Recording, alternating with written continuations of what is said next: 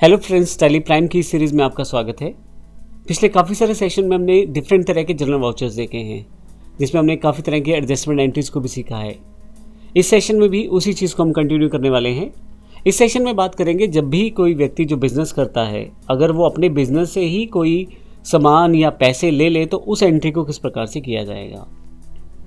तो मैं आपको बता दूं, कोई व्यक्ति, मान लीजिए मिस्टर राम है, जिनका अपना बिजनेस है और वो अपने कंपनी में से 5,000 रुपये अपने पर्सनल यूज़ के लिए प्रयोग कर लेते हैं, जैसे बच्चों की फ़ीस या घर के किसी खर्चे के लिए वो ले लेते हैं। तो ऐसे केस में वो पैसे जो निकाले जाएंगे वो ड्राइंग्स कहलाएंगी और इनका सीधा प्रभाव कैपिटल पे पड़ता है। इसी तरह से मान लीजिए जो गुड्स हैं, मान लीजिए मेरा कंप्यूटर का बिज़नेस है और मैं एक कंप्यूटर की आइटम अपने घर ही ले जाता हूँ, तो ऐसे केस में वो मेरे पर्सनल यूज़ के लिए कहलाई जाएगी। उसको भी हम ड्राइंग की कैटेगरी में ही रखेंगे। तो आइए देखते हैं इन एंट्रीज को किस प्रकार से करते हैं। तो यहाँ मेरे पास दो डिफरेंट डेट्स की एंट्री है, 1/8/21 और 2/8/21 की।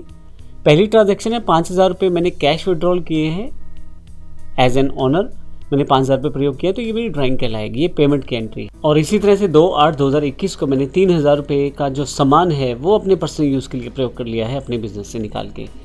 ये एंट्री भी मेरी जो है वो ड्राइंग एंट्री ही कहलाएगी। तो ये देखते हैं किस प्रकार से हम जब कोई आइटम अपने प्रयोग के लिए निकालते हैं, पर्सनल प्रयोग के लिए, या कैश निकालते हैं पर्सनल प्रयोग के लिए, तो उस केस में उसकी एंट्री को अकाउंट्स में किस प्रकार से हैंडल करते हैं।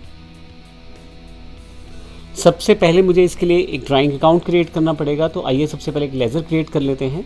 जो ड्राइंग लेजर है ये मेरे पास कैपिटल अकाउंट के अंतर्गत आएगी, क्योंकि इसका जो ग्रुप है वो कैपिटल रखा जाएगा, ताकि जब भी हम कुछ बिज़नेस में से निकाले या बिज़नेस में से गुड्स का अपने पर्सनल यूज़ के लिए निकाले या पैसा निकाले, दोनों का सीधा प्रभाव कैपिटल अकाउंट पे पड़ने वाला है।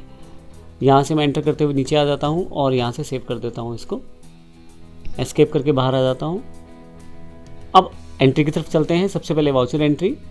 सबसे पहले मैंने पेमेंट निकाली है। जब पेमेंट निकाली है तो बिज़नेस के लिए एक खर्चा है, क्योंकि मैंने बिज़नेस से पैसे निकाले हैं ये। तो ऐसे केस में मैंने पेमेंट का यहाँ पे वाउचर सेलेक्ट किया है और जो कैश निकाला है, इसलिए मैं यहाँ पे कैश का प्रयोग कर लेता हूँ। और यहाँ पे ड्राइंग के थ्रू कैश निकाला है, यानी कि ये जो पैसा निकाला गया है वो ड्राइंग के नाम पे निकाला गया है 5,000 रुपये। आप देखेंगे कि कैश का बैलेंस जो है वो कम हो गया है और यहाँ पे ड्राइंग अकाउंट में वो एंट्री आ गई है।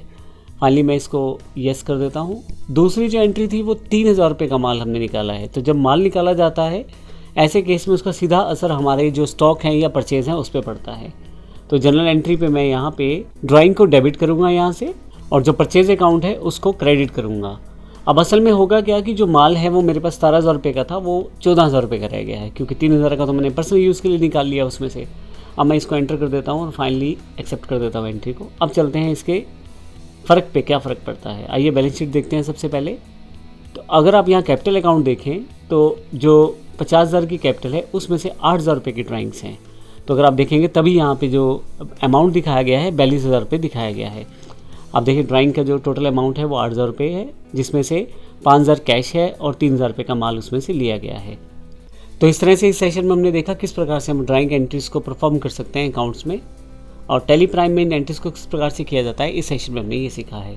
अगले सेशन में देखेंगे कि हम ड्राइंग की जो अमाउंट है या जो ड्राइंग किया गया है बिजनेस में, उसको हम कैपिटल अकाउंट से किस प्रकार से एडजस्ट कर पाएंगे। धन्यवाद।